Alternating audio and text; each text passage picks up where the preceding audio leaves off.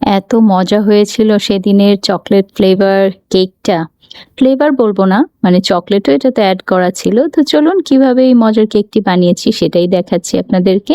তো প্রথমে যেটা করেছি আমি এখানে ৬ টা ডিমের সাদা অংশ আলাদা করে নিয়ে খুব ভালো করে বিট করতে হবে। এটার আপনার কেকের যে ব্যাপারটা, ফোম যত ভালো হবে কেক কিন্তু তত বেশি সুন্দর হবে। ঠিক আছে? ফ্লাফি, সফট একদম কি বলবো পারফেক্ট একটা কেক হবে। তাই এই সাদা অংশটাকে বিট করে আপনাকে এই পর্যায়ে নিয়ে আসতে হবে। তারপর আস্তে, আস্তে গ্র্যাজুয়ালি সুগারটা অ্যাড করে দিতে হবে, অল্প, অল্প করে দিতে হবে এবং বিট করতে থাকতে হবে।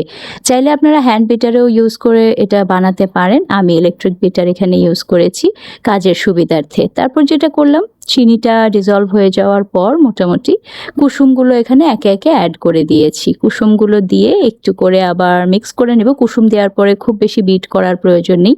বিটের ব্যাপারটা সাদা অংশটাতেই বেশি একদম পারফেক্টলি করতে হয়। তো এখানে চকলেট পাউডার, তারপরে মিল্ক, ফ্লাওয়ার, তারপর আপনার কি বলে এটাকে পিঞ্চ অফ সল্ট দিয়েছি, মানে অল্প একটু লবণও দিয়েছি এখানে আমি, আর দিয়েছি ভ্যানিলা পাউডার।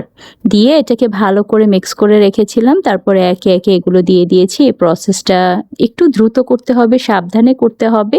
খুব বেশি দ্রুত এটাকে নাড়াচাড়া করা যাবে না, তাহলে ফোমটা কিন্তু বসে যাবে। বেকিংয়ের অনেকেই কমপ্লেন করে থাকেন যে আসলে প্রথম দিকে ঠিকঠাক থাকলেও পরবর্তীতে কেকটা বসে যায়, খুব একটা ফুলে না। এটাই হচ্ছে এটার মূল সিক্রেট, মানে নাড়াচাড়ার ব্যাপারটা একটু সাবধানে করতে হয়। বেকিং ইজি, বাট কিছু কিছু টেকনিক ফলো করলে আপনার কেকও দেখবেন পারফেক্টলি হয়ে গিয়েছে। আর এই প্রসেসটা তো আমার কাছে সবচেয়ে বেশি মজা লাগে। যখনই আমি বেকিংয়ে দেই, আমি হাইপার ল্যাপসে একটু ভিডিও করে রাখি, দেখতে ভালো লাগে যে ওভেনের ভেতরে এটা কিভাবে ফুলে উঠছে। তো এই তো আমার কেক রেডি হয়ে গিয়েছে। ঠান্ডা হলে বাকি পার্ট পরবর্তীতে আসবে।